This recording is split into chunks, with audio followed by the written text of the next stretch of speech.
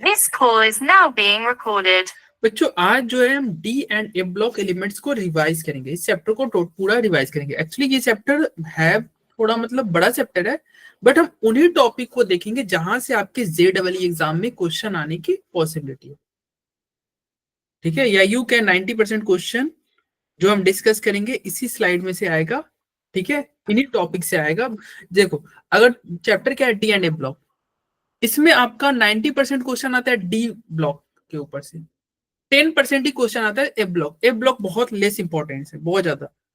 अगर आप इंपॉर्टेंस की बात करोगे JEE एग्जाम में तो ए ब्लॉक से क्वेश्चन, या नीट की भी बात करो, ठीक है, ए ब्लॉक से क्वेश्चन आने की पॉसिबिलिटी बहुत कम है, डी ब्लॉक से ज्यादा क्वेश्चन आपको देखने को मिलते हैं। ठीक है, और आज की क्लास में हम उन्हीं टॉपिक को कवर करेंगे जहां से आपके JEE मेंस में आने के क्वेश्चन आने के ज्यादा पॉसिबिलिटी है। ठीक है,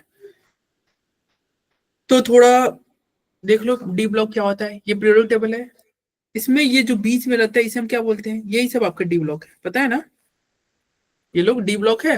और जो नीचे जो ये दो लाइन आपको दिख रहा है ये क्या है, ये ब्लॉक एलिमेंट है। ठीक है, आज हम इस पे को रिवाइज कर लेते हैं, कल इस पे क्वेश्चन प्रैक्टिस भी कर लेंगे। ये डी ब्लॉक ए ब्लॉक के बारे में कुछ पीरियोडिक टेबल में दे रखा है। इसमें देखो डी ब्लॉक में क्या होता है, एक 3D सीरीज होता है, एक 4D, एक 5D। 3D सीरीज, ये पहला वाला सीरीज क्या है, 3D सीरीज है। सेकेंड वाला 4D, फिर ये 5D, ये 6D।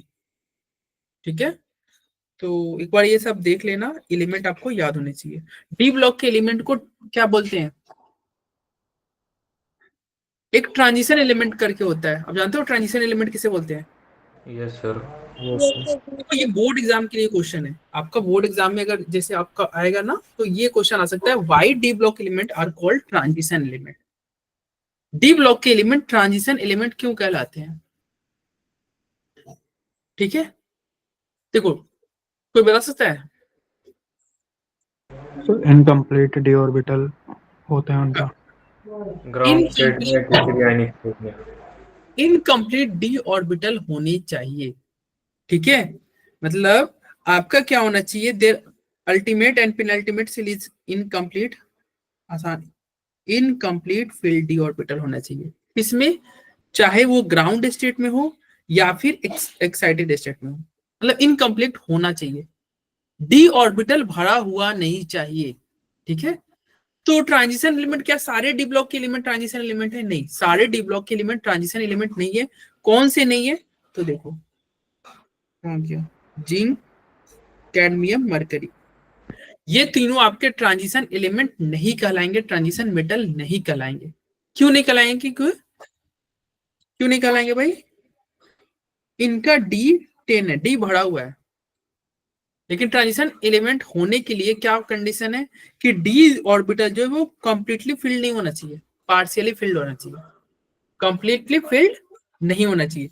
ZnCd और मरकरी में क्या होता है, D10 होता है, डी कंप्लीटली फिल्ड होता है, इसलिए ये लोग ट्रांजिशन एलिमेंट नहीं है। अब आपको ये याद करना होगा, इस चैप्टर को पढ़ने के लिए सबसे पहले तो डी ब्लॉक के एलिमेंट को आपको याद करना होगा कि किसके बगल में कौन सा है। तो कुछ न्यूमेरिक्स लिखे हुए हैं, ये आप पढ़ लेना खुद से। ठीक है, जैसे यहाँ पे लिखा हुआ है, सस्ती वाली कार में फेंको नहीं कॉपर जी। कैसे याद रखोगे, देखो ये सस्ती वाली कार में फेंको नहीं कॉपर जिंक। ठीक है, ये आपको सीरीज याद होनी चाहिए, नहीं तो इस चैप्टर के क्वेश्चन करने में आपको प्रॉब्लम होंगी। ठीक है, कैसे याद करोगे, सस्ती वाली कार में फेंको नहीं कॉपर जिंक। ये सस्ती, देखो ये ये थी सस्ती वाली कार में फेंको फेंको नहीं कॉपर जिंक, हो गया सस्ती वाली कार में फेंको नहीं कॉपर जिंक। ये 3D सीरीज हो गए। फिर होता है आपका 4D सीरीज। 4D सीरीज क्या है, वाई जर्नम, एक जर्नम नाम का कोई बच्चा होगा जिसका जिससे क्या कह रहा है, वाई जर्नम मुंह ताक रिया है, पंजाबी लैंग्वेज ही है, वाई जर्नम मुंह ताक रिया है, पढ़ AGCD। पंजाबी है क्या ये, अनमोल प्रीत भाई? क्या बोला जाता है क्या पंजाबी में, ऐसा मुंह ताक रिया है, पढ़ AGCD? ताक रिया है, कर रिया है, जा रिया है, पंजाबी में नहीं होता। किधर होता है फिर? तो हरियाणवी है सर। नहीं होता है। ठीक है। हाँ, रोहतक साइड थोड़ा ऐसे ही बोलते हैं। अच्छा खड़ी बोली में बोलते हैं उधर। देखो, तो जर्नम नाम के बच्चे क्या करे, वाई जर्नम मुंह ताक रही है पर एजीसीडी, मुंह मत देखो, एबीसीडी पढ़ो। तो एबीसीडी नहीं, यहाँ पे एजीसीडी है, एजीसीडी। तो ये हो गया वाई जर नब, मुंह ताक रिया है, मुंह ताक रिया है। पढ़ पीडी, एजीसीडी, एजीसीडी। ठीक है, वाई जर्नम मुंह ताक रिया है, पढ़ एजीसीडी। ये याद होनी चाहिए, सीरीज आपको याद होनी चाहिए। 3D, ये 4D सीरीज हो गया। फिर आपका आएगा 5, नहीं 3D 4D एंड ये 5D है। 5D सीरीज क्या है, ला हफ्ता वरना रईस ओसामा इरिडियम से पीटेगा, इरिडियम से पीटेगा और हंसेगा। मतलब हफ्ता मांगा जा रहा है, क्या कर रहा है, ला हफ्ता वरना रईस ओसामा इरिडियम से पीटेगा और हंसेगा। ठीक है, तो ये सीरीज आप यहाँ पे सारे ये न्यूमेरिक्स लिखे हुए, एक बार इसको पढ़ लेना। अगर ये आप चाहो तो ये याद करो, या पहले से याद रखो तो उसी को फॉलो करना। लेकिन हाँ, ये सीरीज आपको याद होनी चाहिए, आप जैसे भी याद करो। आप चाहो तो ये न्यूमेरिक्स याद करो, नहीं तो आप अपना दूसरा भी तरीके से भी आप याद कर सकते हो, लेकिन हाँ याद रहने चाहिए। जैसे यहाँ पे है, ये ग्रुप वाइज है, स्काई लार्जेस्ट एसी। अगर अगर ग्रुप वाइज करोगे, ये पीरियोडिक टेबल में तुम ऊपर से नीचे की तरफ जाओगे, तो ये हो गया स्काई लार्जेस्ट एसी। ठीक है, तो ऐसे ये आपके स्लाइड में आप एक बार पढ़ लेना, हम आगे बढ़ते हैं। ये हो गया sky largest, sky largest AC. ठीक है, SCYLA AC। उसी तरह यहाँ पे टीना जोर जोर से हाफ रही है। ठीक है, ये आप एक बार पढ़ लेना। वह नवाब था दबंग, कार मोटर को टंगस्टन से सजाओ। ये हो गया कार मोटर को टंगस्टन से सजाओ। ठीक है, मंतक रिवर स्लाइड में शेयर कर दूंगा, आप एक बार इसको पढ़ लेना। ठीक है, चलो आगे बढ़ते हैं। ये ए ब्लॉक का आपका न्यूमेरिक्स है। ए ब्लॉक को कैसे याद करना है, ये ए ब्लॉक का ट्रिक है, आप एक बार पढ़ लेना ए ब्लॉक वाला भी। ठीक है, चलो अब आते हैं ईसी के ऊपर, इलेक्ट्रॉनिक कॉन्फ़िगरेशन के ऊपर। इलेक्ट्रॉनिक कॉन्फ़िगरेशन से आपके क्वेश्चन आ सकते हैं, और इलेक्ट्रॉनिक कॉन्फ़िगरेशन में क्वेश्चन किसके आएंगे, जहां पे एक्सेप्शन शो होता है। अगर 3D सीरीज में बात करोगे तो दो ऐसा एलिमेंट है जिसका ईसी एक्सेप्शन शो करता है। 3D सीरीज में दो ऐसे एलिमेंट है जिसका ईसी एक्सेप्शन शो करता है। कौन, एक क्रोमियम, एक copper. Chromium and copper exception show करेगा 3D सीरीज में। 4D सीरीज में कौन शो करेगा, आपको NB से लेके AG तक, नायोबियम, मोलिब्डेनम, टेक्नीशियम, ये सारे आपके एक्सेप्शन शो करेंगे। 5D सीरीज में दो है, प्लैटिनम और गोल्ड, प्लैटिनम और गोल्ड, ये दोनों एक्सेप्शन शो करेंगे। और 6D सीरीज में RG एक्सेप्शन शो करेगा। ठीक है, ये लोग क्या करेंगे, एक्सेप्शन शो करेंगे। देखो, एक्सेप्शन वाले को यहाँ पे ब्लू कलर से मार्क किया गया है, ये सारे एक्सेप्शन वाले हैं। ठीक है, ये जो है एक्सेप्शन वाले। एक्सेप्शन क्यों बोले, देखो एक्चुअली इनमें जो डी में जितने इलेक्ट्रॉन होने चाहिए उससे क्या होता है, एक ज्यादा हो जाता है। जैसे होने चाहिए थे क्या, यहाँ इसका D1 है, इसका D2 है, इसका D3 है, इसका D4 होना चाहिए था, लेकिन क्या हो जाएगा, D5 हो जाएगा, एक्सेप्शन हो गया ना। इसका D9 होना चाहिए था, लेकिन D10 हो जाएगा। तो ये लोग एक्सेप्शन है। क्रोमियम कॉपर 3D सीरीज में एक्सेप्शन है। 4D में NB से लेके AG तक आपका एक्सेप्शन है, NB से लेके AG तक एक्सेप्शन है। 5D सीरीज में प्लैटिनम और गोल्ड एक्सेप्शन है, और 6D सीरीज में RG एक्सेप्शन है। ठीक है, अब एक्सेप्शन का ईसी क्या होगा, तो नीचे लिखा हुआ है देखो। 3D सीरीज में जो एक्सेप्शन होगा उसको उसी को देख लेते हैं। एक्सेप्शन कौन था, क्रोमियम, होना चाहिए था 3D4, हो गया 5। कॉपर होना चाहिए था 3D9, हो गया 3D10, एक्सेप्शन। ठीक है, इसमें आप 4D सीरीज में देखो, यहां से लेके कहां तक एक्सेप्शन था, Ag तक था ना एक्सेप्शन। देखो सब में एक इलेक्ट्रॉन जाता है। देखो D2 के बाद में D3 होना चाहिए था, लेकिन D4 हो गया एक्सेप्शन। और देखो ये D4 होना चाहिए था तो ये D5 हो गया, ये 5 होना चाहिए तो 6 हो गया, ये 6 होना चाहिए था 7 हो गया, सब में एक बढ़ रहा है। 7 होना चाहिए था तो 8 हो गया। देखो ना, इसमें होना चाहिए था 1, इसमें 2, इसमें 3, इसमें 4, 5, 6, 7, 8, 9, 10। देखो यहाँ पे 8 होना चाहिए था, 10 हो गया, यहाँ 9 होना चाहिए था, 10 हो गया। अब देख रहे हो इसको हमने रेड कलर से किया है। ये रेड कलर से क्यों किया? क्योंकि इसमें डी में 2 इलेक्ट्रॉन बढ़ जाएगा। बाकी सब में डी में कितने इलेक्ट्रॉन बढ़ रहे थे? 1, लेकिन प्लेडियम में 2 इलेक्ट्रॉन बढ़ गया है। ठीक है, अब देख सकते हो होना चाहिए था कितना पीडी का? 8 होना चाहिए था, बट 10 हो गया, डबल इंक्रीज हो गया ना, +2 हो गया, इसलिए रेड कलर से मार्क कर देते हैं। और इसका 9 होना चाहिए था, 1 बढ़ गया, D10। तो ये लोग एक्सेप्शन है। एक्सेप्शन के इसी पे क्वेश्चन आपके बन सकते हैं। ठीक है, 5D में कौन कौन एक्सेप्शन था? बताओ भाई। पीटी और AU। पीटी और एयू क्या था? एक्सेप्शन था। देखो कैसे पता चला? आपका होना चाहिए था इसमें 1 2 3 4 5 6 7 8 9 10। इसमें होने चाहिए थे कितने इलेक्ट्रॉन? 8। हो कितना गया? 9 हो गया। इसमें 9 होना चाहिए था, कितना हो गया? 10 हो गया। तो ये लोग क्या हो गए? एक्सेप्शन हो गए, दोनों के दोनों एक्सेप्शन है। क्योंकि इसमें इलेक्ट्रॉन बढ़ रहा है, तो देखो 6s में 2 की जगह पे 1 हो गया। इधर बढ़ेगा तो उधर घटेगा ना। देखो हर जगह 2 हो रहा है, यहाँ पे 1 हो गया। सेम इधर भी देखोगे, यहाँ पे देख रहे हो 1 1 1 1 1 1 एक्सेप्शन, और ये डबल एक्सेप्शन, S0 हो गया था। पिछले केस में भी देखो, जहां एक्सेप्शन था वहां पे S1 है, एक्सेप्शन वाले में S1 है। ठीक है, 60 सीरीज में एक्सेप्शन कौन था? बस एक RG था। ठीक है, 60 10 देख रहे हो, इसी में 7s1 हो रहा है ना, बाकी सब में 2 है, बाकी सभी में 2 है। तो ये इलेक्ट्रॉनिक कंफ्यूजन ध्यान रखना। ठीक है, अब कुछ नोट के पॉइंट है, इसको पढ़ लो। ठीक है, क्वेश्चन बन सकते हैं स्टेटमेंट वाले में। क्या कर रहा है? लेंथेनाइड जो होता है जनरली शो करता है +3 ऑक्सीडेशन स्टेट। जो आपका लेंथेनाइड सीरीज जो होगा वो कौन सा ऑक्सीडेशन स्टेट शो करता है? +3। लेंथेनाइड सीरीज क्या हुआ? इसे बोलते हैं लेंथेनाइड सीरीज। ये जो एफ ब्लॉक है ना, एफ ब्लॉक का जो फर्स्ट एफ ब्लॉक है उसे क्या बोलते हैं? लेंथेनाइड।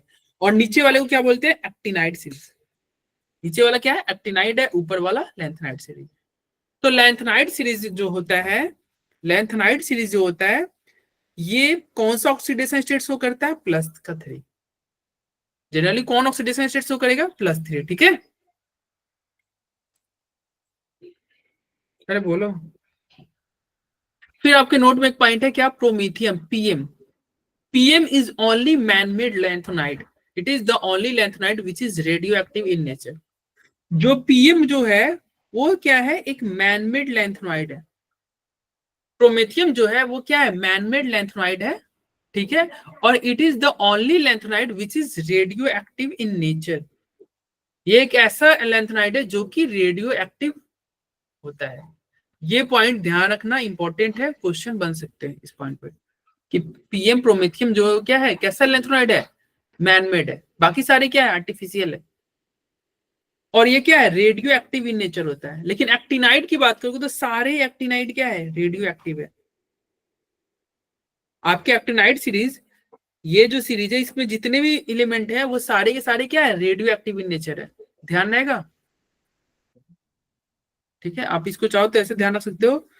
PM, हमारे PM नरेंद्र मोदी कहाँ एक्टिव है? तो रेडियो पे एक्टिव है। रेडियो पे आपके एक्टिव है। मन का बात होता है ना, मन की बात। तो PM कहाँ है? रेडियो पे एक्टिव है। और PM क्या होता है? मैनमेड ही होता है यार। इंसान ही PM को चुनते हैं, रोबोट थोड़ी चुनते हैं। इलेक्शन होता है ना, वोटिंग होता है। PM खुद ही इंसान होता। PM खुद ही इंसान है, मैनमेड है। ठीक है, चलो अब यहाँ पे कुछ ऑक्सीडेशन स्टेट है, इसको पढ़ लेना भाई। ये D ब्लॉक की ऑक्सीडेशन स्टेट है। कौन से D ब्लॉक? 3D सीरीज का 3D वाला ही। देखो आपको इस चैप्टर में D ब्लॉक में भी स्पेशली किसको पढ़ना है? 3D सीरीज को। 4D 5D को बारे में थोड़ा कम पढ़ना है, 3D सीरीज ज्यादा है। तो 3D सीरीज में आपको क्या देख रहे हो कि सबसे कॉमन ऑक्सीडेशन स्टेट क्या है, +2। देखो +2 सभी के पास है, +2 ऑक्सीडेशन स्टेट सभी शो करते हैं, ठीक है। तो सबसे कॉमन ऑक्सीडेशन स्टेट क्या हो रहा है, +2 हो रहा है। उसके बाद तो मोस्ट कॉमन ऑक्सीडेशन स्टेट क्या हो गया, +2। मैक्सिमम ऑक्सीडेशन स्टेट 3D में कौन शो करेगा, तो एमएन में देखो कितना मैक्सिमम, +7 तक गया ना। तो मैक्सिमम ऑक्सीडेशन स्टेट कौन शो किया, एमएन किया कि नहीं। ये सारे पॉइंट याद रखने होंगे, ये सारे पॉइंट स्टेटमेंट में पूछ देते हैं, 4 ऑप्शन दिए रहेंगे और आपको स्टेटमेंट 4 स्टेटमेंट देंगे और कहेंगे कि कौन सा ट्रू है कौन सा फॉल्स है, यानी या फिर इंटीजर टाइप में आ सकता है, कितने स्टेटमेंट ट्रू है, number of true statement, 4 of statement है, आपको बताना होगा कौन कौन से ट्रू है। तो ये क्या बन रहा है आपका, एमएन जो है +7 ऑक्सीडेशन स्टेट शो कर रहा है। एमएन क्या है, मैक्सिमम ऑक्सीडेशन स्टेट से कर, ठीक है। फिर क्या कर रहा है, अगर पूरे डी ब्लॉक में बात करोगे तो मैक्सिमम ऑक्सीडेशन स्टेट कौन शो करेगा, आरयू और ओएस, ऑस्मियम यूथेनियम, ये लोग क्या करेंगे, मैक्सिमम ऑक्सीडेशन स्टेट कहां तक जाएंगे, ये +8 तक जाते हैं, कहां तक जाते हैं, +8 तक जाते हैं। जैसे OSO4 यहाँ पे OS का ऑक्सीडेशन स्टेट क्या होगा, +8, ठीक है। फिर कह रहा है heavy element in D block are stable at higher oxidation state. D block के जो बड़े एलिमेंट है, हेवी एलिमेंट है, वो कहाँ स्टेबल है, हायर ऑक्सीडेशन स्टेट में। जैसे देखो क्रोमियम के नीचे क्या होता है, मॉलिब्डेनम होता है। अगर आप डी ब्लॉक देखोगे तो क्रोमियम के नीचे एमओ होता है, कार मोटर को टंगस्टन से सजाओ, से आपने पढ़ा होगा। क्रोमियम के नीचे एमओ होता है, कहाँ गया भाई, अरे यार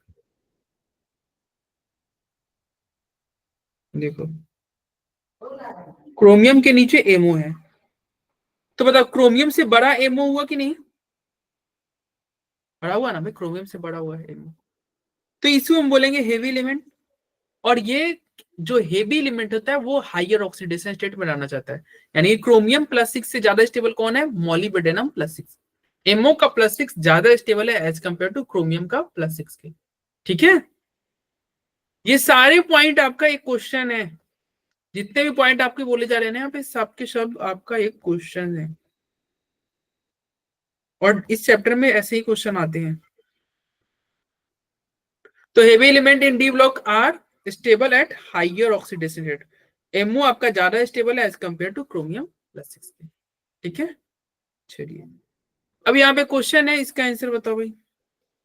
name a transition element, answer question है, क्या आंसर हो सकता है इसका, एक ट्रांजिशन एलिमेंट बताओ जो कि does not exhibit variable oxidation state, जो वेरिएबल ऑक्सीडेशन स्टेट एग्जिबिट नहीं, क्या होगा, स्कैंडियम Sc जिंक की स्कैंडियम की स्कैंडियम आएगा, स्कैंडियम ट्रांजिशन मेटल नहीं होता क्यों जिंक क्यों नहीं होगा, देखो इस टेबल में देखो जिंक भी तो क्या है, सर, ट्रांजिशन मेटल नहीं है वो।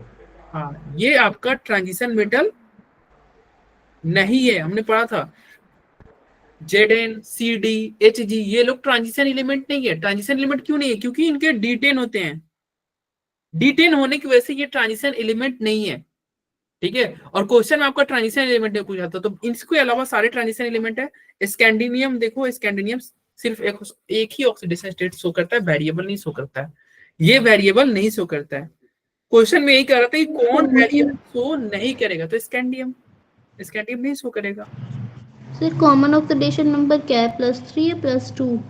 एक ही तो है ये स्कैंडिनियम का, हाँ दो +2 सर कॉमन +2 कैसे? कॉमन तो +2 है, स्कैंडियम +3 शो करता है। अरे यहाँ पे देखो ना टेबल में बाकी सारे लोग +2 शो कर रहे हैं, स्कैंडियम +3 करता है। क्यों स्कैंडियम +3 करता है, देख लो भाई, स्कैंडिनियम का एटॉमिक नंबर कितना था, 21। स्कैंडिनियम, सर ठीक है आ गया। आर्गन, और क्या लिखोगे 4s2, और क्या लिखोगे 3d1, 3 इलेक्ट्रॉन है ना, 4s2 3d1, तीनों निकल जाएगा। Okay sir. आज ही हम पर एनर्जी में ये तीनों इलेक्ट्रॉन यहाँ पे निकल जाएगा, ठीक है। और ये स्टेबल स्कैंडियम +2 ऑक्सीडेशन स्टेट क्यों नहीं शो करता? +2 अगर तुम शो कराओगे ना तो देखो क्या दिक्कत होगा। अगर आपका स्कैंडिनियम को +2 शो कराएगा, ठीक है, तो इसी क्या हो जाएगा, आर्गन इसका दोनों गया, बचा 3d1। अब ये 3d1 जो है ये क्या स्टेबल फील करेगा क्या? No sir. नहीं, ये अपना Unstable एक हो और जाएगा। इलेक्ट्रॉन अगर दे देना फिर स्टेबल हो जाएगा। देखो जैसे ही ये अपना एक और इलेक्ट्रॉन देगा, स्कैंडिनियम 3+ होगा, देखो ये नोबल गैस कॉन्फ़िगरेशन बन गया। तो एक और स्टेबल होने के लिए अपना जो इलेक्ट्रॉन था उसको भी तुरंत दे देगा। तो क्या बचा इसका, +3 बचा, तो स्टेबल कौन हुआ, +3। इसलिए ये +2 शो नहीं करता है। +2 ये होगा ही नहीं, जैसे ही होगा ये +3 में कन्वर्ट हो जाएगा, ऑटोमेटिक हो जाएगा। ठीक है, यस। चलो तो ये हो गया, आगे बढ़ते हैं। Scandium does not exhibit variable oxidation state. अब एक मैग्नेटिक मोमेंट का बस फॉर्मूला ध्यान रखना, कल ही हमने इस पे क्वेश्चन भी किए थे। मैग्नेटिक मोमेंट का फॉर्मूला क्या होता है, mu √n × n+2, where n क्या है, नंबर ऑफ अनपेड इलेक्ट्रॉन। और अगर वैल्यू की बात करोगे, अगर अनपेड इलेक्ट्रॉन n का वैल्यू 1 होता है तो म्यू का वैल्यू कितना होता है, 1.7, 1.73। 1 समथिंग लिखो, 1.73। 2 रहता है तो 2.8 के अप्रोक्सीमेट, 0। 3 रहता है तो 3.8, 4 रहता है तो 4.9, 5 रहता है तो 5.9। 5.9। तो मैग्नेटिक मोमेंट का फॉर्मूला नहीं भी याद रहेगा आपको, बस ये रिलेशन याद है कि जितना अनपेड इलेक्ट्रॉन उतना ही मैग्नेटिक मोमेंट होता है, उतने ही के पॉइंट। 4 है तो 4.3 है तो 3.2 है तो 2.5 है तो 5 कल ही हमने किया था इसके ऊपर क्वेश्चन। ठीक है, जैसे यहाँ पे देखो पूछ रहा है ये 25 जिसका एटॉमिक नंबर है उसका मैग्नेटिक मोमेंट, 25 किसका होता है, Mn का, और उसका क्या कर रहा है, डाई वैलेंट आयन, यानी कि ये Mn2+ का मैग्नेटिक मोमेंट पूछ रहा है। Mn2+ में डी में कितने इलेक्ट्रॉन होते हैं, 5, मैग्नेटिक मोमेंट कितना होगा, 5.9। इंसर्ट ये क्वेश्चन नहीं है, आगे बढ़ते हैं। अब आता है साइज का difference, variation in atomic and ionic size, variation in atomic and ionic size of transition metal. ठीक है, देखो जैसे जैसे आप लेफ्ट से राइट जाओगे पीरियोडिक टेबल में, लेफ्ट से राइट जाओगे, रेडियस क्या होता है, रेडियस क्या होता है, घटता है।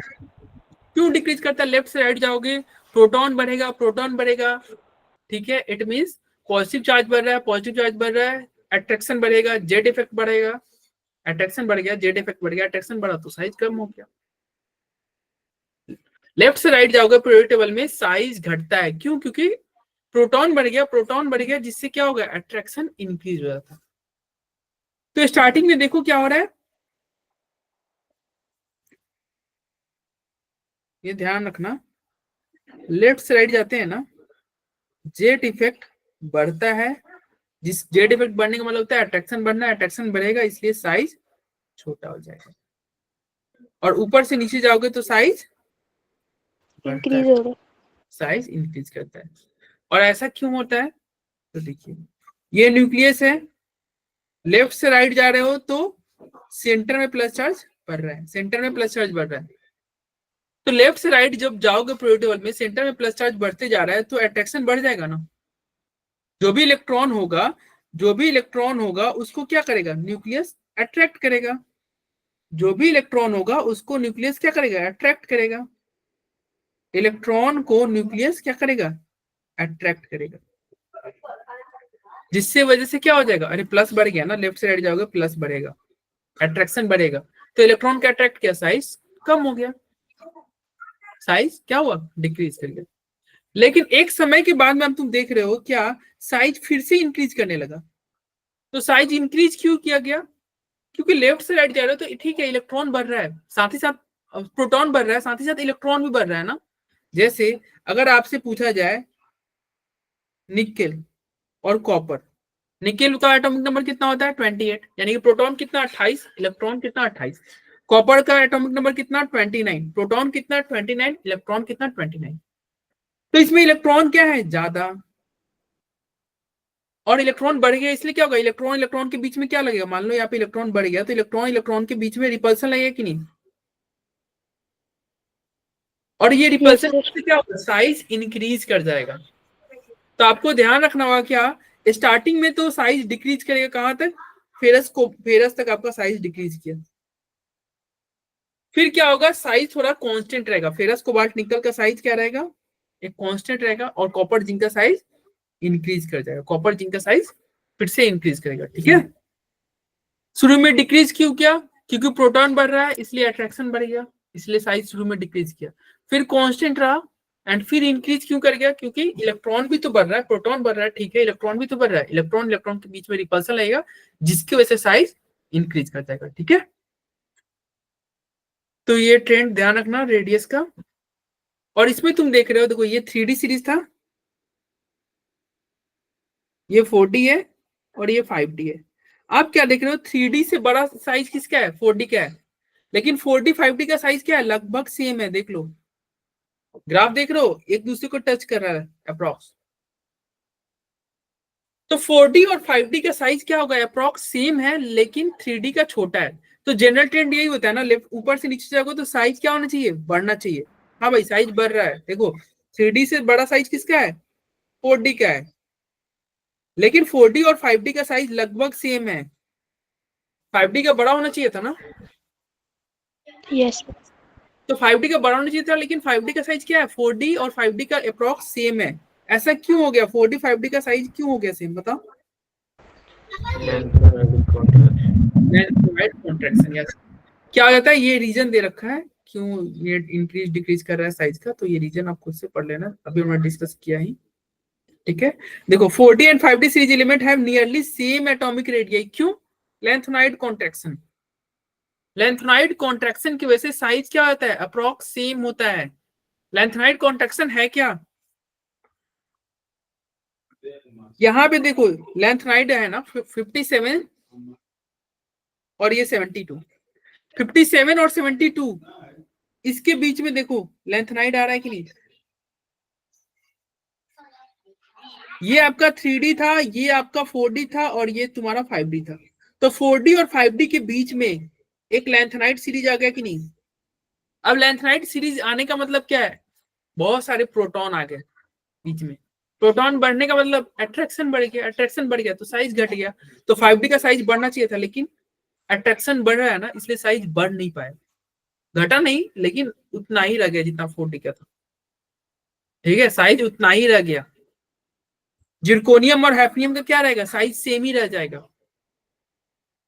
ठीक है, क्यों रहा, लेंथेनॉइड कॉन्ट्रैक्शन।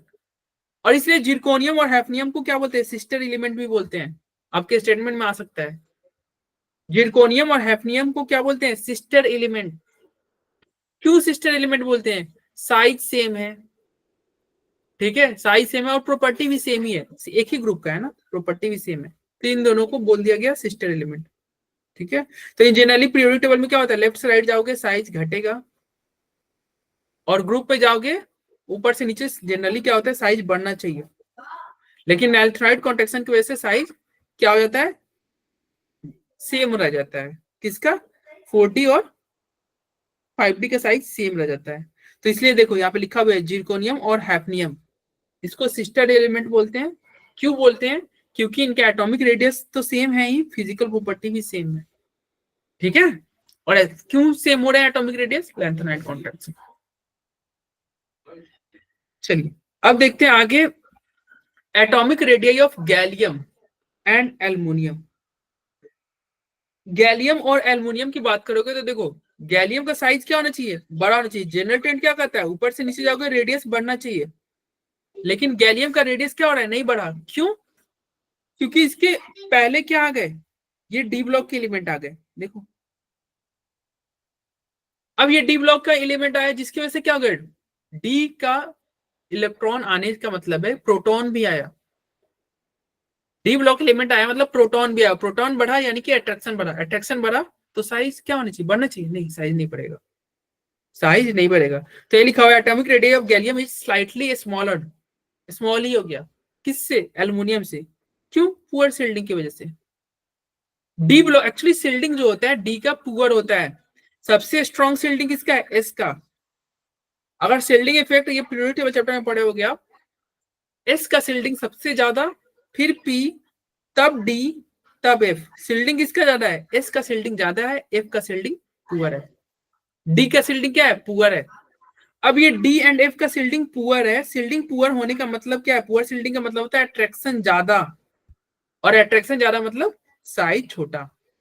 तो अगर डी में इलेक्ट्रॉन बढ़ रहा है ना, एफ में इलेक्ट्रॉन बढ़ रहा है ना, तो अट्रैक्शन ज्यादा हो रहा है, साइज छोटा हो रहा है।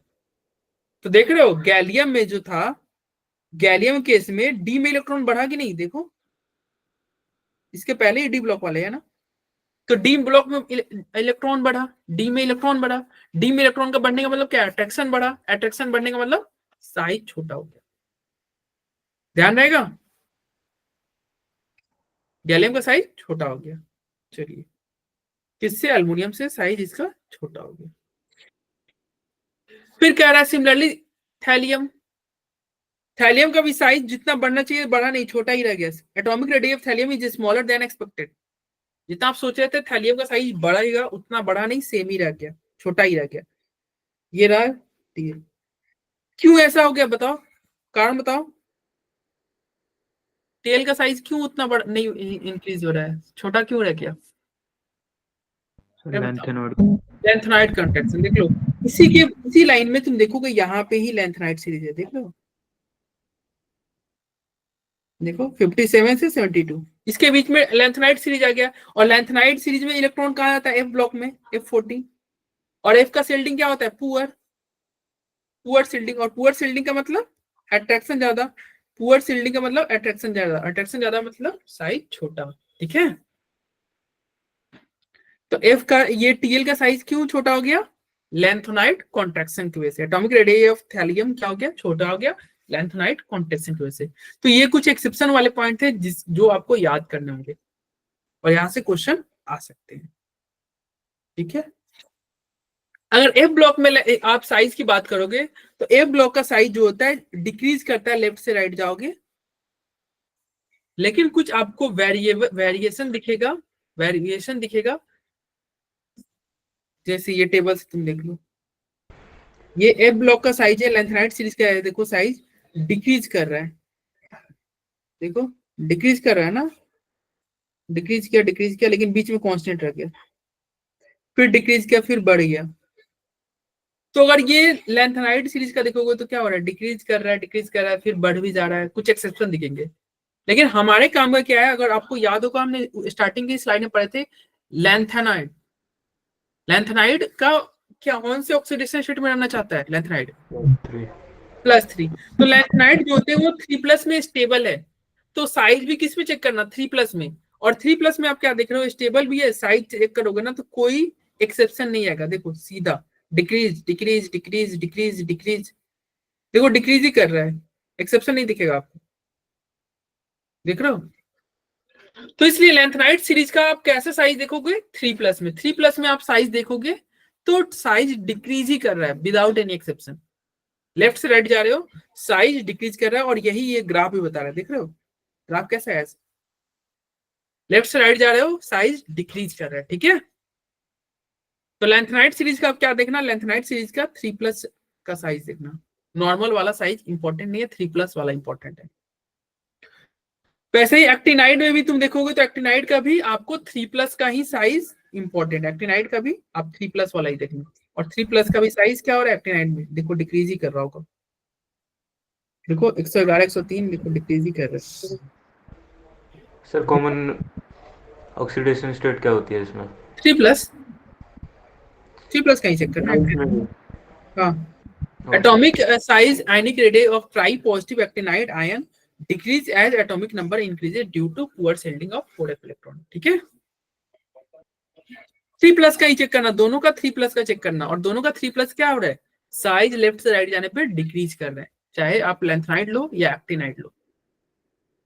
ओके, अरे किसी को कोई दिक्कत? तो रेडियस वाला टॉपिक कंप्लीट हुआ। एक क्वेश्चन है, इसका आंसर बता दो। कैसे क्वेश्चन आ जाते हैं भाई, क्वेश्चन आ जाते हैं। कमलप्रीत, अनमोलप्रीत बताओ भाई आंसर इसका। सर नीलेश आरंभ करना सी। ओके, चिराग, जतिन, जतिन क्या आंसर होगा यार? निखिल, सुहानी, बताओ आंसर बताओ यार। सुहानी, निखिल, सी। देखो, आपको ये क्वेश्चन करने के लिए एक पॉइंट ध्यान रखना, क्या साइज जो होता है, साइज जो होता है, ए माइनस का साइज बड़ा होता है तब ए का, तब ए प्लस का। प्लस वाले का साइज छोटा होता है, न्यूट्रल का साइज बड़ा होगा और माइनस का साइज और बड़ा। तो देखो, न्यूट्रल का साइज ये रहा, तो प्लस का साइज क्या रहेगा, इससे कम रहेगा कि नहीं? प्लस का Yes, sir. साइज 1.212 से छोटा रहेगा। तो 1.212 से अब देख लो छोटा कौन सा ऑप्शन है, तो एक ही ऑप्शन है जिसमें छोटा वैल्यू दे रखा है, तो आंसर क्या होगा, सी। ठीक है, बाकी सब में देखो या तो इक्वल दे रखा है नहीं तो ज्यादा दे रखा है, तो आंसर क्या हो जाएगा, सी हो जाएगा। तो आसान क्वेश्चन है, बट ऐसे क्वेश्चन आते हैं आपके पेपर में। ये स्लाइड आपको कलर के बारे में बता रहा है, कौन कौन से डी ब्लॉक के एलिमेंट आपके कलर शो करेंगे और कौन नहीं शो करेंगे। सारे कलर शो करेंगे एक्सेप्ट कौन, जिसमें डी में 0 इलेक्ट्रॉन हो और डी में 10 इलेक्ट्रॉन हो। देखो, D0 colourless, D0 colourless, D10 colourless. तो डी ब्लॉक एलिमेंट क्या है, एक कलरफुल एलिमेंट है। बस कौन से एलिमेंट है डी ब्लॉक के जो कलर शो नहीं करते, वो D0 या D10 वाला। तुम देखोगे जिंक को, जिंक देखो कलर नहीं रहता है। अरे जिंक को देखे हो,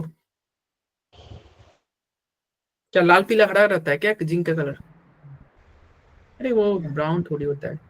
हाँ सर ब्राउन, देखे हैं। ब्राउन कहाँ तुम देख लिए भाई जिंक? सर कौन कह रहा है ब्राउन देख लिया? मैसेज मैसेज में आया है। हाँ, सिल्वर लाइक होता है। ठीक है, जिंक 2+ क्या हो गया, कलरलेस हो गया। मरकरी भी तुम देखना कलरलेस ही रहता है, मरकरी थर्मोमीटर में देखते होगे।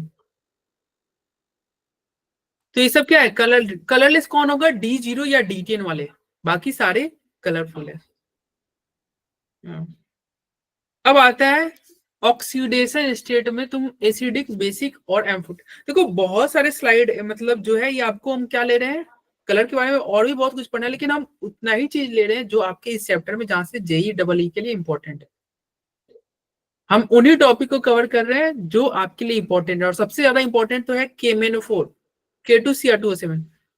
70% चांस वहीं से क्वेश्चन आने के रहते हैं। वो जो दो रिएक्शन है ना, KMnO4 एंड K2Cr2O7 वाला, 70% चांस क्वेश्चन JEE में आने के वहीं से है, नीट में भी इनफैक्ट।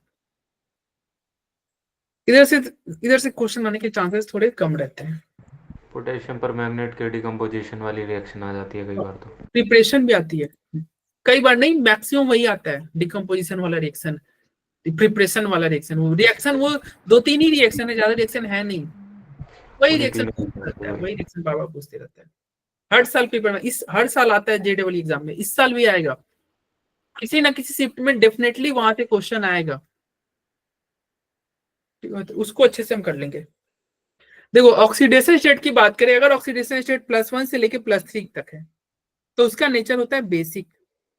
अगर +4 है एम्फोट्रिक, और 5 से लेके 8 तक है एसिडिक। ये किसकी बात हो रही है, ऑक्साइड का। किसका ऑक्साइड, डी ब्लॉक का एलिमेंट का ऑक्साइड। डी ब्लॉक के एलिमेंट अगर ऑक्सीजन के साथ ऑक्साइड बनाए हैं, तो अगर उसका ऑक्सीडेशन नंबर 1 से लेके 3 तक है तो वो बेसिक नेचर का होता है। अगर उसका ऑक्सीडेशन नंबर क्या है, +4 है तो एम्फोटिक नेचर है, और +8 तक है, मतलब 5 से लेके 8 तक है तो एसिडिक नेचर है। ठीक है, ध्यान रहेगा। 1 से 3 बेसिक, 4 एम्फोट्रिक, 5 से 8 एसिडिक नेचर, 5 से 8 एसिडिक नेचर। लेकिन कुछ एक्सेप्शन भी होंगे, जैसे देखो क्रोमियम में क्या है, यहाँ पे +3 है ना ऑक्सीडेशन नेचर, तो ये एक्सेप्शन ध्यान रखना। Cr2O3 क्या है, एम्फोट्रिक है। Cr2O3 क्या है, एम्फोट्रिक नेचर है। ये लोग भी एक्सेप्शन है, ये सारे के सारे क्या है, देखो एम्फोट्रिक है, ये एम्फोट्रिक है, सभी के सभी एम्फोट्रिक है। और किसी का भी तुम देखना +4 आई थिंक नहीं है, ये क्या है, +5 है। होना चाहिए था +4 होना चाहिए था ना, रूल कहता है +4 होना चाहिए एम्फोट्रिक है, लेकिन ये एक्सेप्शन है। +5 होते हुए भी एम्फोट्रिक, +3 होते हुए भी एम्फोट्रिक, +3 होते हुए एम्फोट्रिक, +2 एम्फोट्रिक, +2 एम्फोट्रिक। इन सभी का ऑक्सीडेशन स्टेट +4 नहीं है, फिर भी ये क्या है, एम्फोट्रिक नेचर के है। ध्यान रहेगा। ये एक्सेप्शन वाला ध्यान रखना भाई, ये सारे एम्फोट्रिक है, होने चाहिए थे।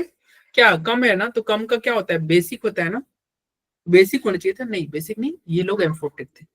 इन जनरल, ये इन जनरल की बात कर रहे हैं, ठीक है। चलिए, ये ऑक्साइड के कुछ प्रोडक्ट दे रखे हैं स्लाइड में, ठीक है। ये आपको एसिडिक बेसिक यही से लिखा हुआ था, मेटल ऑक्साइड है। चलो अब आते हैं, 70% इस चैप्टर से क्वेश्चन आएगा ना, केमेनोफोर, केमेनोफोर के प्रिपरेशन रिएक्शन, और नहीं तो K2Cr2O7। इसी में आगे केमेनोफोर नहीं तो K2Cr2O7 डाइक्रोमेट वाला, इन दोनों के ऊपर से ही क्वेश्चन आते हैं आपके JEE एग्जाम में, या नीट की बात करो तो, ठीक है। तो एक बार हम इसको रिवाइज करते हैं, इसके ऊपर कल हम क्वेश्चन प्रैक्टिस करेंगे बहुत सारे, ठीक है। जेई के प्रीवियस ईयर क्वेश्चन भी देखेंगे कल के। आज हम देख लेते हैं केमेनोफोर का प्रिपरेशन पहले, ठीक है। यहां तक किसी को कोई डाउट हो तो पूछो, और जितना अगर आप पहले से पढ़ रखे हो इस चैप्टर को तो ठीक है, अब अच्छे से रिवाइज कर लेना। अगर आप पहले से बिल्कुल नहीं पढ़े हो, जितना आज की क्लास में हो रहा है इतना ही पढ़ना, ज्यादा मत पढ़ना। मोस्ट जो क्वेश्चन आने की ज्यादा पॉसिबिलिटी है इन्हीं स्लाइड में से आने की पॉसिबिलिटी है, ठीक है। अगर आप पहले से पढ़ रखे हो बहुत डिटेल में तो अच्छी बात है, अपना नोट्स बनाए हो तो उसको रिवाइज करो। और अगर नोट्स वगैरह नहीं है, कुछ भी नहीं है इस चैप्टर के बारे में आपके पास, तो जितना आज की क्लास में कराना है इतना कर लो, आपकी कह सकते हैं ना 90% इन्हीं सब में से आएगा। 70% क्वेश्चन आने की पॉसिबिलिटी तो यही से बनती है, केमेनोफोर एंड K2Cr2O7 से। केमेनोफोर पहले आज हम कर लेते हैं, ठीक है। केमेनोफोर, केमेनोफोर क्या है, पहले पोटेशियम परमैंगनेट है। ये बनता कैसे है, अभी हम प्रिपरेशन पे जाएंगे, थोड़ा इसके नोमेनक्लेचर को देख लेते हैं। पर मैंगनीक एसिड में से, पर मैंगनीक एसिड में से एक हाइड्रोजन जब निकाल दोगे तो बनता है पर मैंगनेट आयन। इक एसिड किस में कन्वर्ट हो गया, इक एसिड कन्वर्ट हो गया 8 आयन में। नेम ध्यान रखना, हाइड्रोजन जब तुमने हटाया तो इक एसिड 8 आयन में कन्वर्ट हो गया। इक एसिड किस में कन्वर्ट हुआ, 8 आयन में। पर मैंगनीक एसिड किस में कन्वर्ट हो गया, 8 आयन में। देखो हाइड्रोजन को हटा दिए तो इक जो है उसका नाम हो गया 8। हाइड्रोजन को तुम खा गए ना, 8 मतलब क्या होता है, किसी चीज को खा जाना। अरे 8 मतलब वही होता है ना, किसी चीज को खा लेना। तो हाइड्रोजन खा लिए तो क्या हो गया, नेम 8 आएगा। पर मैंगनीक एसिड से पर मैंगनेट आयन हो गया, माइनस चार्ज इसलिए आयन लिखी है। पर मैंगनीक एसिड से पर मैंगनेट आयन बन गया। ये उसके स्ट्रक्चर बना के दिखाया है, ठीक है। किसका स्ट्रक्चर है ये, पर मैंगनेट आयन का। ये देखो ये मैंगनीक एसिड है, मैंगनीक एसिड में से हाइड्रोजन आपने खा लिया, हाइड्रोजन डिलीट कर दिए, तो देखो इक एसिड 8 आयन में कन्वर्ट हो जाएगा कि नहीं, इक 8 में कन्वर्ट हो जाएगा कि नहीं, देखो इक 8 में कन्वर्ट हो जाएगा ना। अरे हाइड्रोजन जैसे ही डिलीट करोगे उसका नाम में क्या आएगा, लास्ट में 8 आएगा, ATE 8, ठीक है। चलो ये स्लाइड इंपॉर्टेंट है। ये क्या था, पर मैंगनेट आयन। पर मैंगनेट आयन को आपको कन्वर्ट करना है मैंगनेट आयन में। कैसे कन्वर्ट करोगे, बेस डाल दोगे। इसका ऑक्सीडेशन स्टेट क्या है, MnO4 माइनस का ऑक्सीडेशन +7 है। यहाँ पे क्या है, क्या है +6 है क्या, देखो तो +6 है क्या सेकंड वाले में। Yes sir, plus x minus 8 is equal to -2, x is equal to +6, इसका +6 है। तो ऑक्सीडेशन स्टेट घटाने के लिए आपको बेस ऐड करना है। क्या याद रखोगे, ऑक्सीडेशन स्टेट घटाना है तो बेस ऐड करोगे, और ऑक्सीडेशन स्टेट ऐड करना है, ऑक्सीडेशन स्टेट बढ़ाना है, इंक्रीज करना है, तो क्या ऐड करोगे, एसिड। तुम ऐसे भी सोच सकते हो यार, देखो कितने माइनस चार्ज है, एक माइनस है,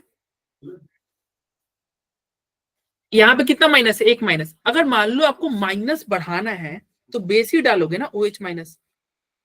अरे माइनस बनाने के लिए माइनस ऐड करोगे, बोलो। Yes sir. माइनस इंक्रीज करने के लिए आप माइनस ऐड करो, बेस ऐड करो, और प्लस इंक्रीज करने के लिए आप क्या ऐड करो, एसिड। देखो ये -2 से क्या हो रहा है, -1 हो रहा है, प्लस इंक्रीज कर रहा हो तो एसिड ऐड करो, ठीक है। पर मैंगनेट आयन से मैंगनेट आयन बनाने के लिए आपको बेस ऐड करना है, और रिवर्स होने के लिए यानी कि मैंगनेट से पर मैंगनेट जाने पे आपको एसिड ऐड करना है। ध्यान रहेगा। Yes sir.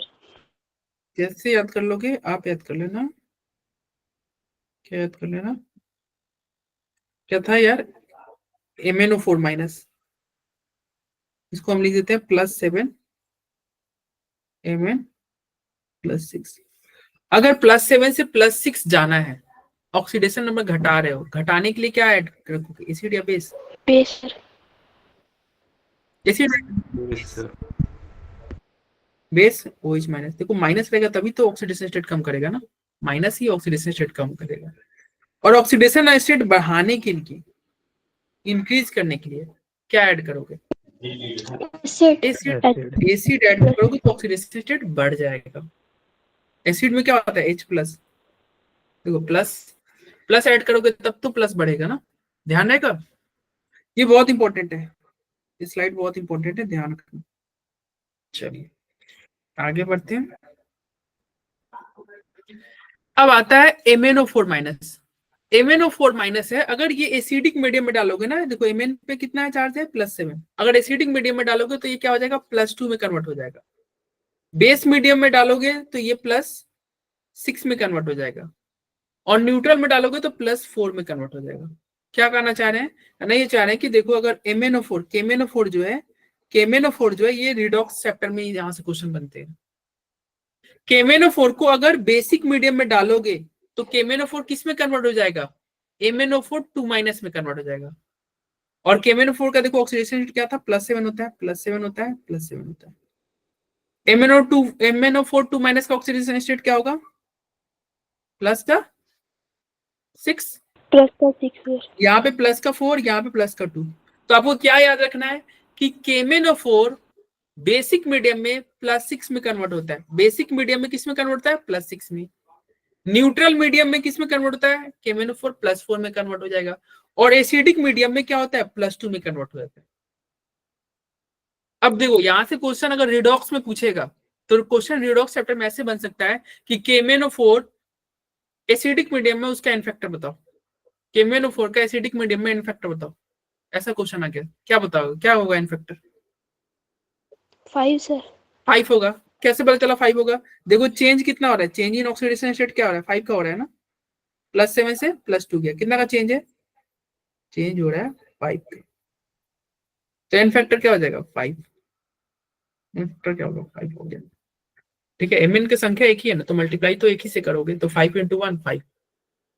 तो ये आपको याद होने चाहिए क्या, KMnO4 एसिडिक मीडियम में +2 में कन्वर्ट हो जाता है, न्यूट्रल मीडियम में +4 में कन्वर्ट हो जाता है, बेसिक मीडियम में +6 में कन्वर्ट होता है, +6 में कन्वर्ट होता है, वही लिखा हुआ है, ध्यान रहेगा।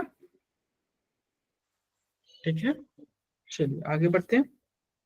अब KMnO4 की प्रिपरेशन देखते हैं, KMnO4 कैसे बनेगा। ठीक है, KMnO4 की प्रिपरेशन देखो। KMnO4 बनाने के लिए आपको क्या करना है, सबसे पहले आपको क्या लेना है, पोटेशियम परमैंगनेट लेना है।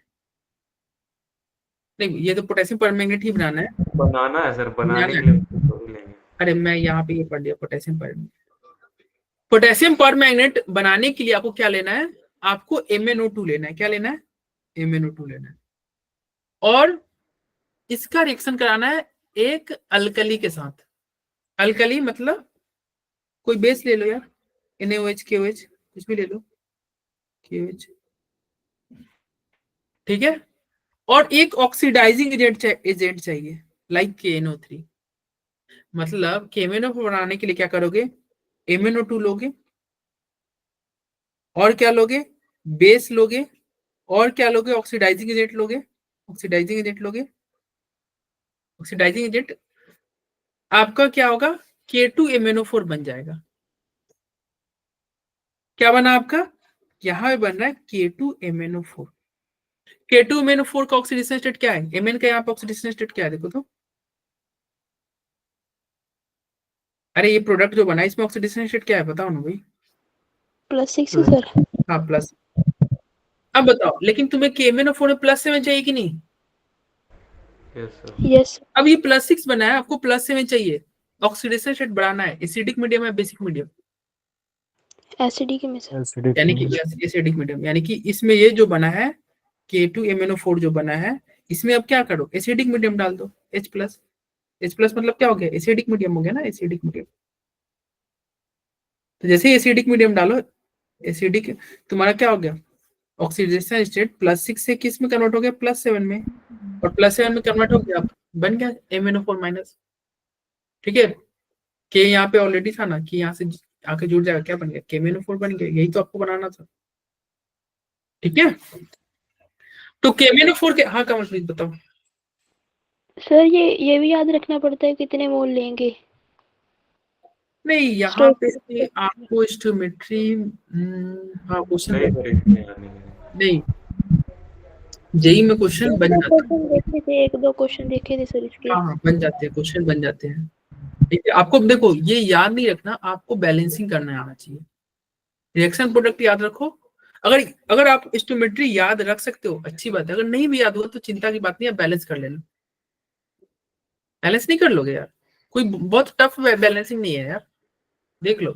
इसको बैलेंसिंग करने के लिए तुम क्या करोगे, अगर मान लो तुम्हें नहीं पता है कौन कितना मोल है, देखो Mn यहाँ पे आपको, अरे यार क्या है?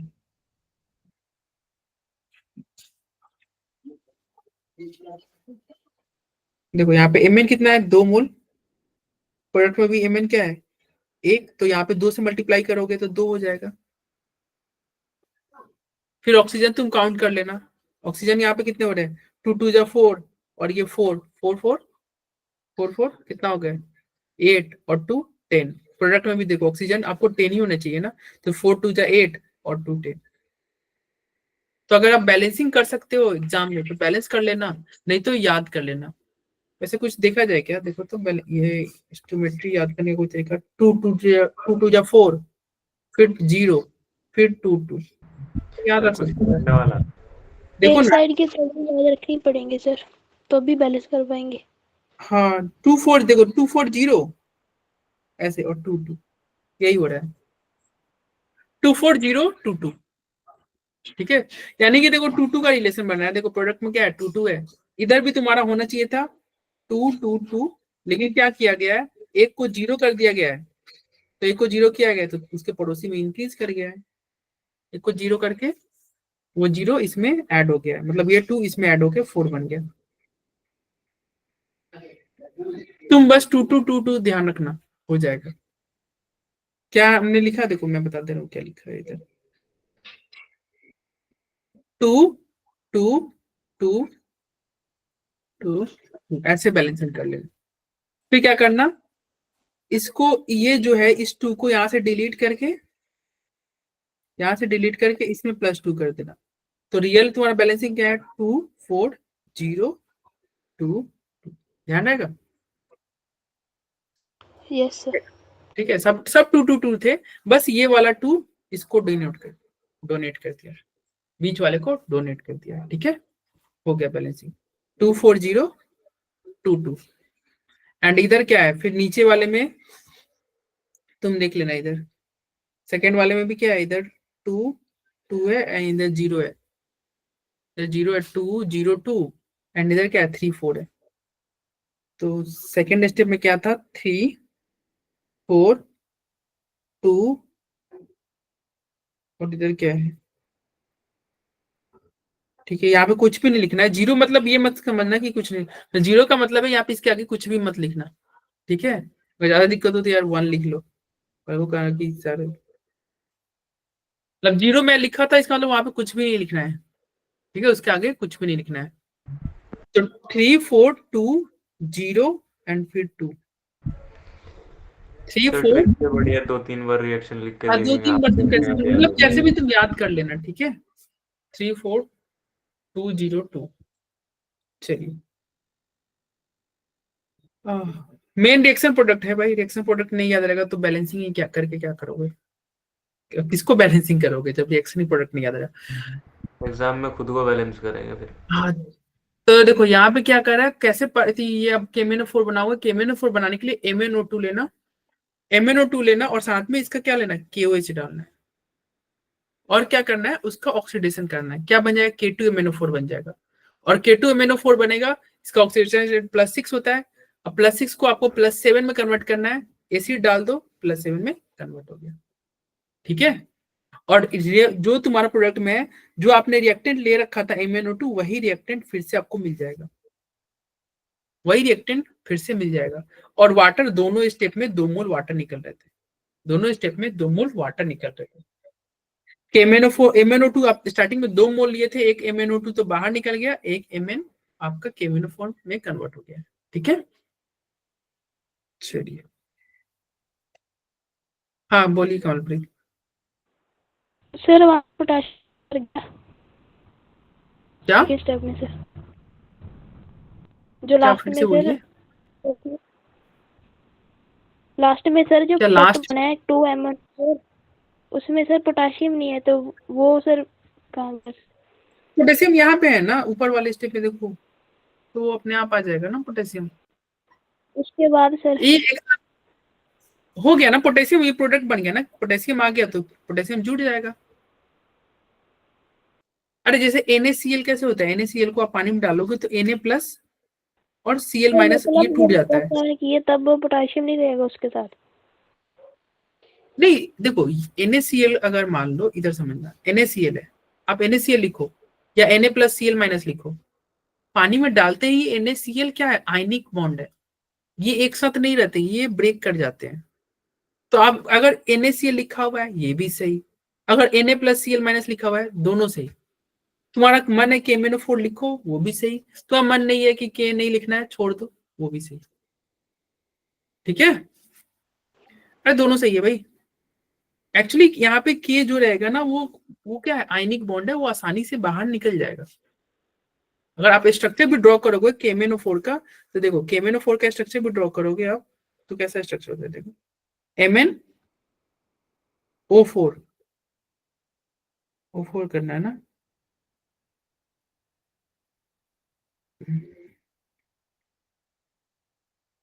ये रहा आपका KMnO4, ठीक है।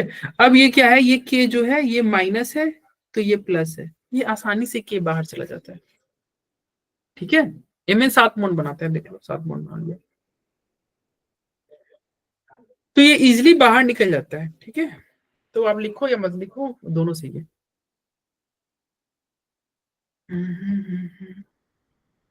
तो हमने कैसे प्रोडक्ट बनाया था, KMnO4 एक बार रिवाइज कर लेते जल्दी से, फिर नेक्स्ट क्लास में करेंगे, इसके आगे नेक्स्ट क्लास में करेंगे। सबसे पहले हमने क्या लिया था बताओ, MnO2 MnO2 लिया था, उसके अंदर KOH, अरे KNO3, MnO2 के बाद में क्या ऐड किया था, KOH ऑक्सीडन और क्या ऐड किया था, KNO3 स्ट्रॉन्ग ऑक्सीडाइजिंग। KNO3 पूरा मत लिखना, KNO3 एक ऑक्सीडाइजिंग एजेंट है ना, तो उसके लिए O2 बस लिख देना, O2 भी ये इंडिकेट कर रहा है ना कि ऑक्सीडेशन हो रहा है, तो O2 केवल लिख देना, ठीक है। फिर एरो लिखना, एंड इसके बाद में प्रोडक्ट क्या बनेगा, K2MnO4 K2MnO4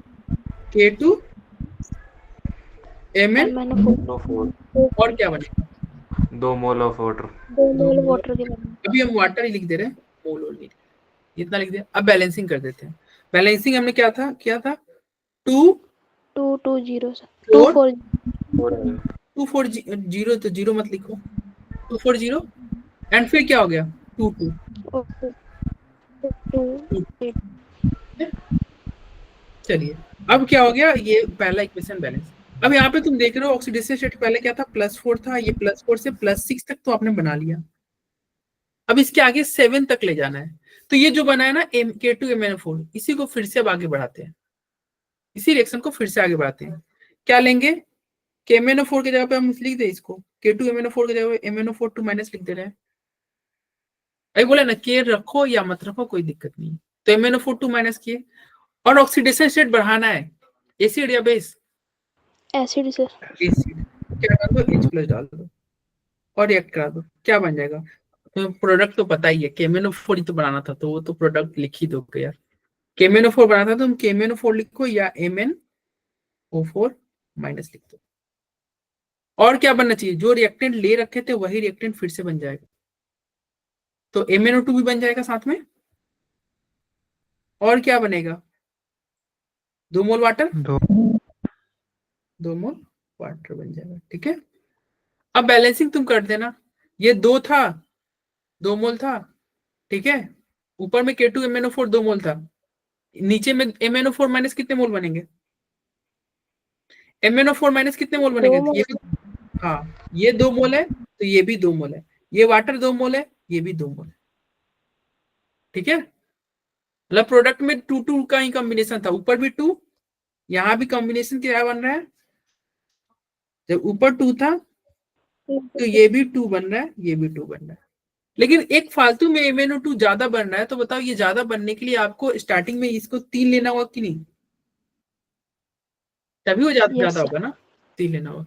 और यहाँ पे तुम देखो हाइड्रोजन कितने बचे? 2 दूना 4, तो H प्लस कितना होगा? 4 होगा। हाइड्रोजन तो आसानी से कर लोगे यार, ये नहीं भी याद रहेगा तो। यहाँ पे देख रहे हो ना 4 वाटर है, तो लो हमने बैलेंसिंग भी कर दिया। और बैलेंसिंग से क्वेश्चन आते हैं, वो क्या करेगा ना, यहाँ पे कोई किसी को x मान लेगा और पूछ दे देगा x क्या है, y क्या है, तो बैलेंसिंग भी ध्यान रखना। ठीक है, अरे कोई मिस्टेक नहीं ना हुआ, देख लो 24022, देखो तो 24022, एंड फिर नीचे में क्या है? 34202, 34202, देखो 34202। ठीक है, yes sir. तो ये आपका एक मेथड था KMnO4 बनाने का। नेक्स्ट जो है, नेक्स्ट क्लास में हम पढ़ेंगे एक एक यहाँ पे देख लेते हैं, कमर्शियल मेथड भी देख लेते हैं। नेक्स्ट क्लास में इसके रिएक्शन पढ़ लेंगे। कमर्शियल मेथड क्या है? KMnO4 बनाने का कमर्शियल मेथड बहुत आसान है। Commercially, it is prepared by alkaline oxidative fusion of MnO2 followed by the electrolytic oxidation of manganate। यानी कि MnO2 का आपको क्या कराना है? MnO2 का क्या कराना है? ऑक्सीडेशन कराना है विथ एयर इन KNO3। तो MnO2 का ऑक्सीडेशन कराए थे, तो बताओ MnO4 2 माइनस बन रहा था कि नहीं? ऑक्सीडेशन स्टेट कितना हुआ? यहाँ पे +4 था, यहाँ पे कितना हो गया? +6। Yes, yes, yes. और जैसे ही +6 बना था, पिछले स्टेप में क्या कर रहे थे? इसके अंदर हम H प्लस एसिड डाल रहे थे ना। Yes, लेकिन sir. यहाँ पे क्या करना है? एसिड नहीं डालना है आपको, क्या करा देना है? इलेक्ट्रोलाइटिक ऑक्सीडेशन करा देना है in alkaline solution, basic medium. बस इलेक्ट्रोलाइटिक ऑक्सीडेशन कराओगे, प्रोडक्ट आपका बन जाएगा। और ये आपका कमर्शियल मेथड है। पहला स्टेप लगभग सेम ही है। देखो पहला स्टेप में पिछले वाले में भी वही कर रहे थे ना, MnO2 ले रहे थे, KOH ले रहे थे, KNO3 ले रहे थे, MnO4 2 माइनस बना था। पहला स्टेप सेम ही हुआ, पहला स्टेप सेम हुआ ना। दूसरे स्टेप में वहां पे H प्लस ले रहे थे, यहाँ पे क्या कर रहे हो? इलेक्ट्रोलाइटिक ऑक्सीडेशन करा रहे हो एल्कलाइन सॉल्यूशन में। तो सेकेंड स्टेप में चेंज हो रहा है, ठीक है, और प्रोडक्ट बन जाएगा। तो ये आपका कमर्शियल मेथड है। और एक होता है लैब मेथड। लैब मेथड में क्या लेते हैं? लैब मेथड में एक ही स्टेप में रिएक्शन हो जाएगा। लैब मेथड में आपका एक ही स्टेप में रिएक्शन हो जाएगा। क्या करना है? मैंगनीज 2 लेना है, यहाँ पे Mn2 लेना है लैब मेथड में। और क्या लेना है? साथ में पोरोक्सो डाइसल्फेट लेना है। साथ में आपको लेना है पोरोक्सो डाइसल्फेट और वाटर, प्रोडक्ट बन जाएगा। मैंगनीज Mn2 प्लस लेना, पोरोक्सो डाइसल्फेट लेना, वाटर लेना, आपका प्रोडक्ट बन जाएगा। KMnO4 बन गया, साथ में तुम्हारा ये सल्फेट एंड H प्लस बन गया। ठीक है, तो ये तीनों आपको याद रखना, तीनों इंपॉर्टेंट है और क्वेश्चन इधर से ही बनेंगे आपके। नेक्स्ट क्लास में इसके केमिकल रिएक्शन पढ़ लेंगे, ये क्या क्या क्या रिएक्शन शो करता है। एक बार पहले हम KMnO4 के डिवीजन भी कर लेंगे थोड़ा देर, 2 मिनट, एंड फिर इसके रिएक्शन देखेंगे KMnO4 क्या क्या रिएक्शन शो करता है। एंड उसके बाद में हम पढ़ेंगे KMnO4 के बाद में K2Cr2O7 वाला, एंड फिर JEE के प्रीवियस ईयर क्वेश्चन सॉल्व करेंगे। ठीक है, तो कल की क्लास में इस मत करना। मेन जो पार्ट है जहां से क्वेश्चन आने के चांसेस है वो कल की क्लास में डिस्कस होगा। बोले ना 70% क्वेश्चन आता है ये रिएक्शन वाले पार्ट से इस चैप्टर में, 30% में ही बाकी सब आते हैं, 30% से ही बाकी सब आते हैं। ठीक है, तो मिलते हैं कल की क्लास में। किसी को कुछ डाउट हो, कुछ पूछना है तो पूछ सकते हैं।